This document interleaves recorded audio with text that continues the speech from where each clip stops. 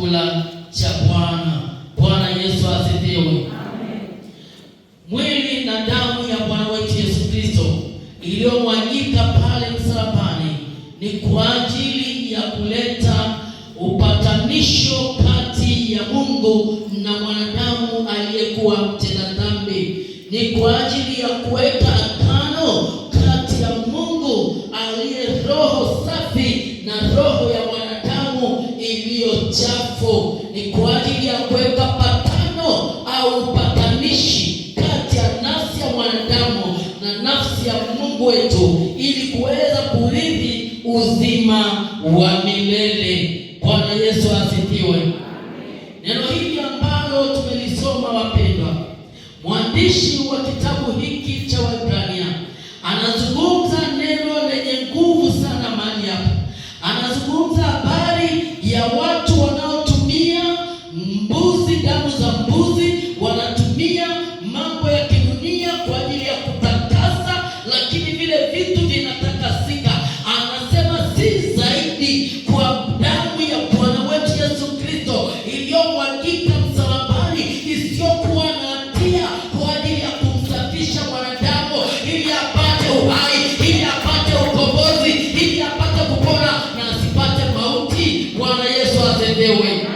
Yesu Kristo alikufa kwa ajili yetu, na mauti alikufa ili sisi tuzikwe naye tuweze kupona na tusife tena, bali tulale katika uzima wa milele.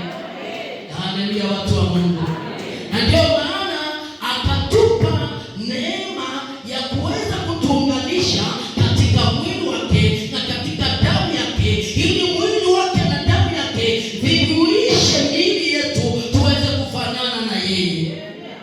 Na tunapoweza kufanana na yeye, pale ndipo ambapo tunaunganishwa moja kwa moja.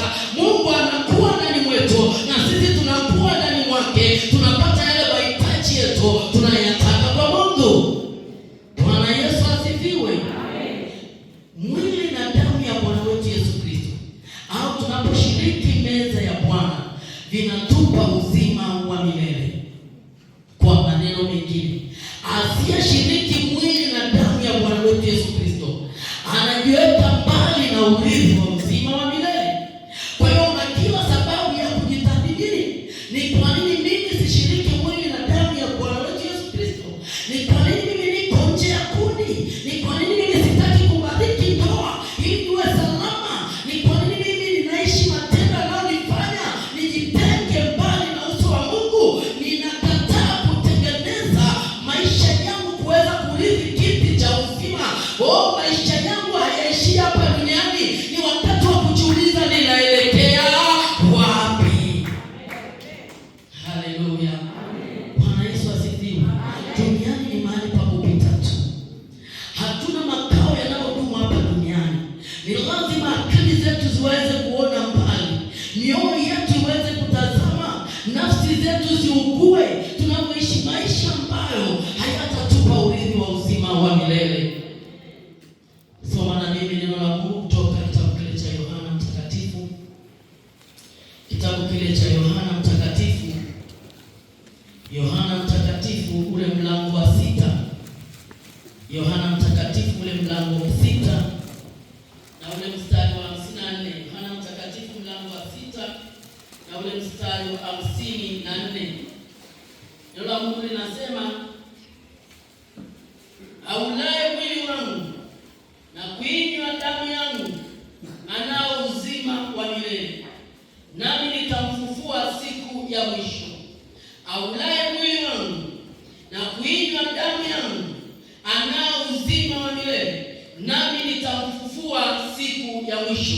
Wale wote ambao wanatamani waingie katika ufufuo wa Yesu Kristo siku ya mwisho, tumeingizwa katika agano kwa kushiriki mwili na damu ya Bwana wetu Yesu Kristo. Na unaposhiriki mwili na damu ya Bwana wetu Yesu Kristo, Biblia inasema kwenye kitabu cha Wakorintho wa kwanza, isivyostahili unashiriki hukumu ya nafsi yako mwenyewe.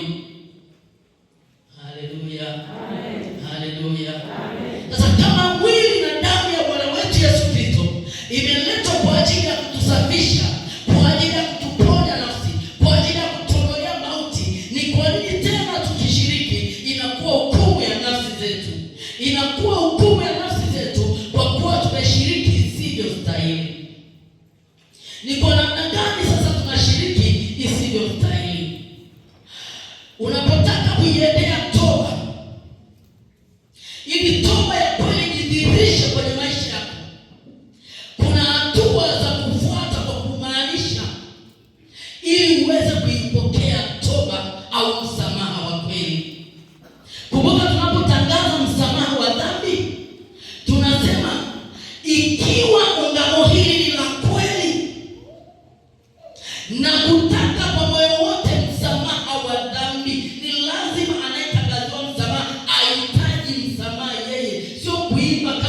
wimbo.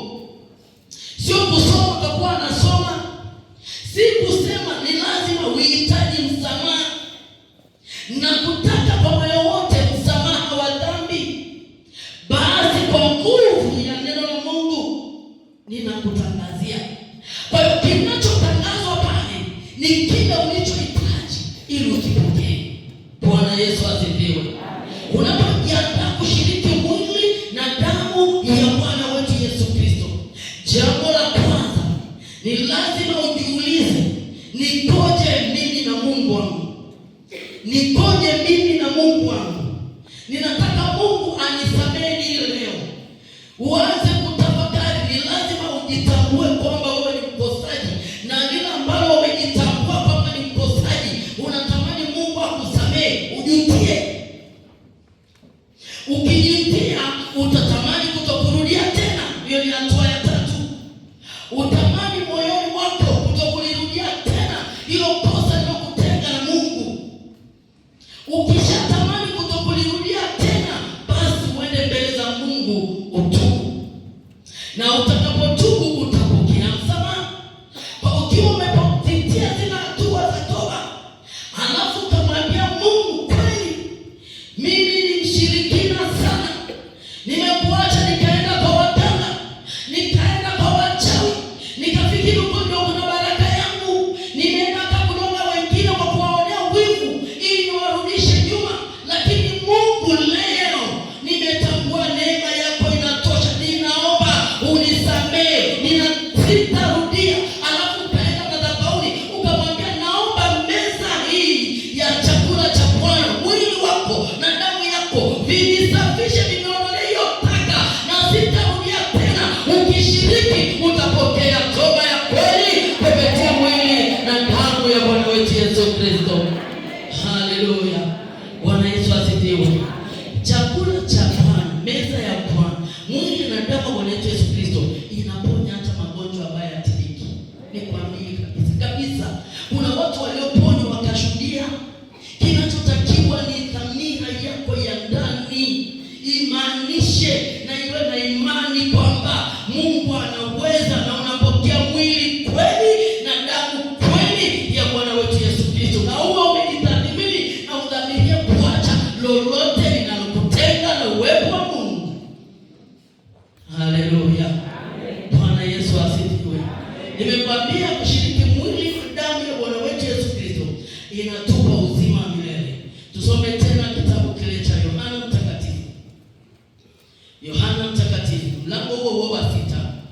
Tuanzie ule mstari wa 48 mpaka wa 51. Mstari wa 48 mpaka wa 51 anasema, mimi ndimi chakula cha uzima. Mimi ndimi chakula cha uzima. Baba zenu waliila mana jangwani wakafa. Hiki ni chakula kishukacho kutoka mbinguni, kwamba mtu akila wala asife. Mimi ndimi chakula chenye uzima kilichoshuka kutoka mbinguni. Mtu akila chakula hiki ataishi milele. Na chakula nitakachotoa mimi ni mwili wangu kwa ajili ya uzima wa ulimwengu. Basi Wayahudi walishindana wao kwa wao wakisema, awezaje mtu huyu kutupa sisi mwili wake ili tuule? Basi Yesu akawaambia, amini amini nawaambieni, msipoula mwili wake mwana wa Adamu na kuinywa damu yake, hamna uzima ndani yenu. Aulaye mwili wangu na kuinywa damu yangu ana uzima wa milele, nami nitamfufua siku ya mwisho. Pale tulikosoma. Bwana Yesu asifiwe. Anasema walikula mana ya Bwana, lakini walikufa. Kwa kuwa mana ni chakula ambacho ni cha kidunia.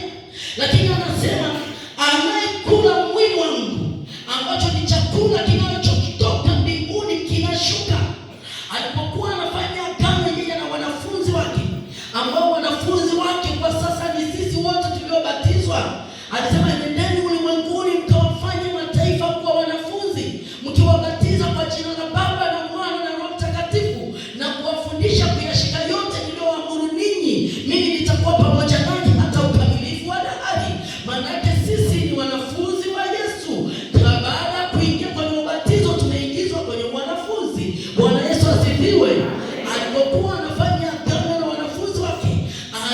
anawaambia wale na kunywa mwili wake na damu yake, ili iwe kumbukumbu kwao kwa ajili ya uzima wa milele.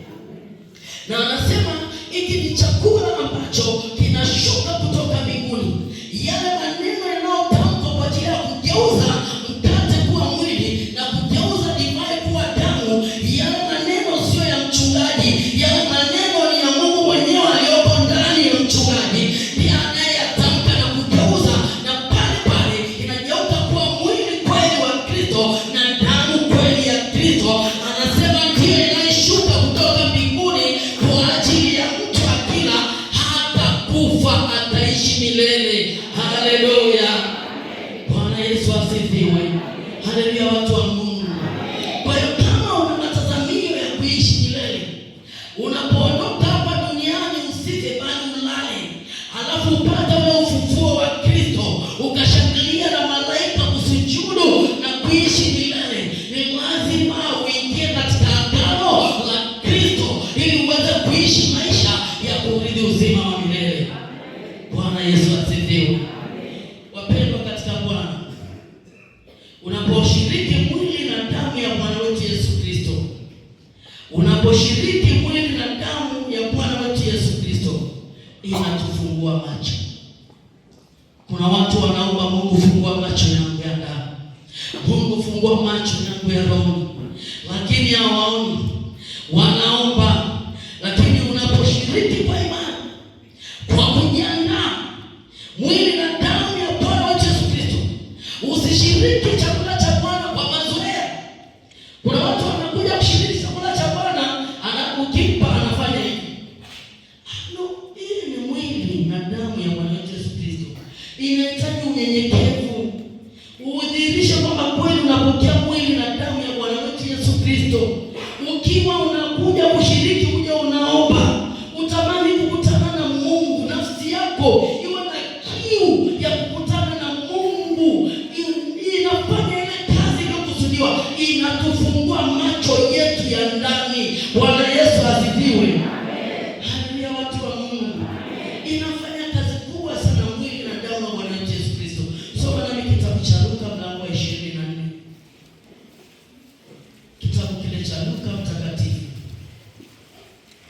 Kitabu cha Luka mtakatifu, ule mlango wa 24. Kitabu cha Luka mtakatifu mlango wa 24 mstari wa 30 na ule wa 31. Luka mtakatifu ule mlango wa 24 na ule mstari wa 30 na hadi ule mstari wa 30 na ule wa 31. Neno la Mungu linazungumza habari ya kufunguliwa macho, habari kupewa uwezo kuona, habari ya kufunguliwa macho yetu. Mlango wa 24 mstari wa 30 na ule wa 31. Neno la Mungu linasema hivi katika ule mstari wa 30: ikawa alipokuwa ameketi nao chakulani, alitoa mkate, akaubariki, akaumega, akawapa. Yakafumbuliwa macho yao. Haleluya. Alipokuwa anakula pamoja na wanafunzi, alitoa mkate, akaumega, akaubariki, akawapa. Alipowapa wakala, wakafunguliwa macho. Hili ambalo Mungu alilifanya linaendelea hata sasa.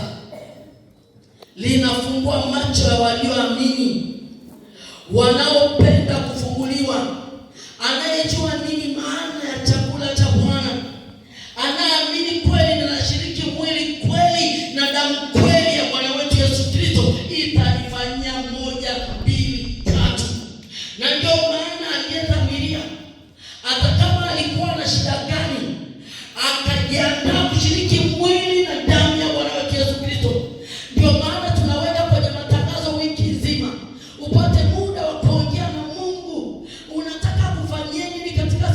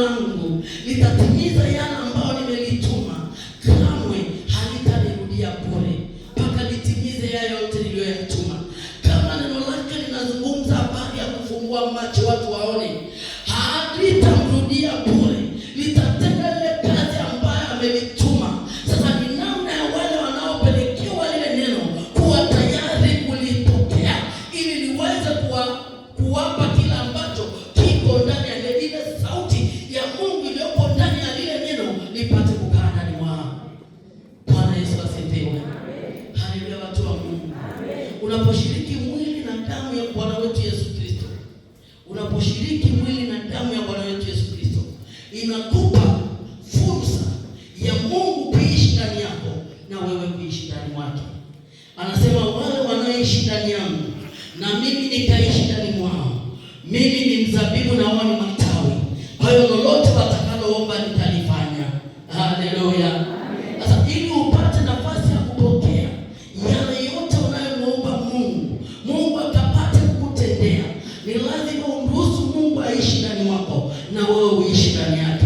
Kwa kutumia mwili na damu ya Bwana wetu Yesu Kristo, pamoja na maombi, pamoja na nguvu ya neno la Mungu, Mungu anaingia ndani mwako na anakupa kibali cha kuingia ndani mwake ili kuweza kukusikiliza yale mahitaji yako unayoyataka kutoka kwake. Bwana Yesu asifiwe. Inakupa nafasi ya wewe kuweza kuikaa ndani yake na yeye kukaa ndani yetu. Yohana Mtakatifu, kitabu kile cha Yohana Mtakatifu, ule mlango wa 6 na mstari wa 56. Yohana Mtakatifu, mlango ni ule wa 6 na mstari ule wa 56. Neno la Mungu linasema, Yohana Mtakatifu mlango wa 6 mstari wa 56, aulaye mwili wa Mungu na kuinywa damu yangu hukaa ndani yangu nami hukaa ndani yake. Aulaye mwili wangu na kunywa damu yangu hukaa ndani yangu na mimi hukaa ndani yake. Ukitamani Mungu akae ndani mwako, awe baba yako na wewe ukae ndani yake, uwe mtoto wake, yeye awe mzabibu, wewe uwe matawi. Anasema ombeni lolote nitawapa, ombeni lolote nitawapa. Kwamba maombi yako unayopeleka kwa Mungu yapate kibali. Unaweza pia kutumia nafasi hiyo wakati unajiandaa kushiriki mwili na damu ya Bwana wetu Yesu Kristo, kumwambia Mungu, leo ninakuomba uingie ndani mwangu. Bwana Yesu asifiwe. Unipe nafasi ya kuingia ndani mwako. Mungu anasikia, Mungu anafanya, Mungu anatenda.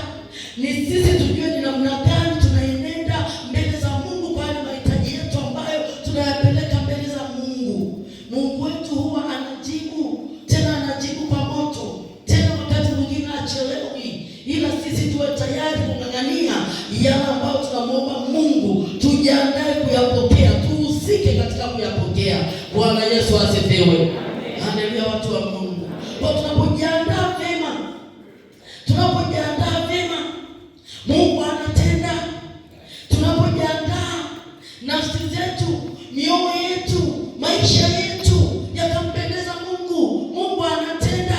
Tukikubali kubadilika kweli, tukakubali kugeuka kweli, tukakubali kuweka agano na Mungu, Mungu anatenda. Bwana Yesu asifiwe.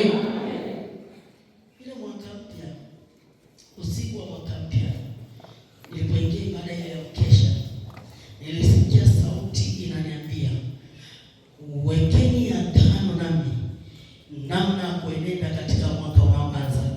Sikuwa na ratiba ya chakula cha Bwana, lakini tarehe moja nilileta chakula cha Bwana kama emergency bila kutangazwa, kwa maana ile sauti ilinitesa, ilinisumbua. Nikafika asubuhi nikawaambia wazee wa kanisa, kuna chakula cha Bwana huko ndani? Wakaniambia hakuna. Nikawaambia tafuteni na mlete ibadani. Wakati ibada inaendelea na wakaleta. Kwa hiyo tukaweka agano na Mungu kwa namna ya kutembea mwaka 2026. Ile sauti ilikuwa ni Mungu anataka connection na usharika, ili usharika uweze kutoka hatua moja kwenda hatua nyingine. Alitaka connection na mtu mmoja mmoja, ili wale watu waweze kuvushwa na kuvushwa 2025. Kwa hiyo unaposhiriki meza ya Bwana, mwili na damu ya Bwana wetu Yesu Kristo, Mungu anakuunganisha kwa ajili ya mahitaji yako kuweza kupata kibali cha kusonga mbele. Bwana Yesu asifiwe. Haleluya, watu wa Mungu. Mwili na damu ya Bwana wetu Yesu Kristo ni ya thamani sana. Ni ya thamani sana. Kuna siku moja nilifundisha nguvu iliyoko ndani ya mwili na damu ya Bwana wetu Yesu Kristo. Nguvu iliyoko ndani ya mwili na damu ya Bwana wetu Yesu Kristo. Kuna watu ambao walikuja tungali, mimi sijashiriki miaka 10, lakini neno limeniumiza. Tutaendelea kujifunza taratibu.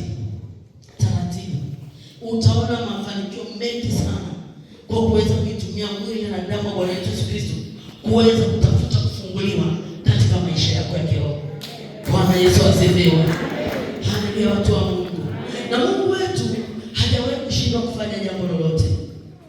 Ni namna ambavyo sisi tunatamani Mungu afanye na namna ambavyo sisi tunamwendea Mungu. Tunaenda kumalizia. Somo la chakula cha Bwana ni pana sana, hata miezi. Kwa hiyo hatutaweza kufanya kwenye ibada moja kulingana na muda wetu pia.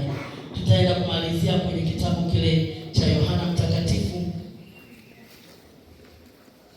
Kitabu kile cha Yohana Mtakatifu ule mlango wa 6 kwenye ule mstari wa 55 na 56. Yohana Mtakatifu ule mlango wa 6, 55 na 56, anasema kwa maana mwili wangu ni chakula cha kweli na damu yangu ni kinywaji cha kweli. Aulaye mwili wangu na kuinywa damu yangu hukaa ndani yangu nami hukaa ndani yake. Nimerudia hiyo mstari kwa sababu nataka kuzungumza habari ya kweli. Biblia inasema uijue kweli na hiyo kweli ikuweke huru. Bwana Yesu asifiwe. Sasa ukitaka ujue kweli ya Kristo katika maisha yako na hiyo kweli ikuweke huru katika maisha yako, kwa maana mengine vifungo vya adui visiweze kukufunga, kwa maana wanapotafuta kukufunga wewe unaujua ukweli katika ulimwengu wa roho. Kwa hiyo unapambana na vile vifungo kwenye ulimwengu wa roho kwa kuwa unaijua kweli. Shiriki mwili na damu ya Kristo ukimaanisha kwa kumruhusu Mungu afungue vifungo vyako, akuonyeshe kweli. Haleluya. Haleluya. Kwa wapendwa katika Bwana, tunapojiandaa sasa kushiriki mwili na damu ya Bwana wetu Yesu Kristo, hebu jitathmini, hebu ongea na Mungu, hebu tamani Mungu akuone. Usije tu kushiriki kwa mazoea, usitoke tu kwenye kiti kaja pale mbele ukashiriki. Hebu zungumza na Mungu ili ukutane naye. Unataka kufanya jambo moja tu, kwa maana huwezi kuomba yote kwa wakati mmoja. Jambo moja ambalo unataka Mungu alifanye, lakini tuwe na desturi ya kuomba kila tangu tunaposikia tangazo. Hebu atamia, hebu ongea na Mungu, hebu sema na Mungu, sema naye kwa habari ya hicho unachotaka afanye. Unapokuja kushiriki, shika na sadaka yako, ambatanisha na maombi yako, endelea kuongea na Mungu. Mungu ukifika madhabahuni pake atakusikia tu, kama alisikia maombi ya Kornelio akakumbuka sala zake na sadaka zake. Ipo siku atasikia maombi yako, atakumbuka sadaka zako na sala zako, atakutendea maajabu. Waliozoea kusema tutaona, wataona Mungu amekufanyia muujiza. Waliosema ataanguka, wataona unapaa juu. Waliosema ataanguka, wataona umevuka. Waliosema watoto wako hawataoa, wataona wameoa. Waliosema hawataolewa, wataona wameolewa. Mungu hamwachi mcha wake. Mungu haachi wenye haki akaangamia. Ng'ang'ania kwa Bwana. Haleluya. Haachi mcha wake akaangamia, haachi mtoto wake akapotea. Iko siku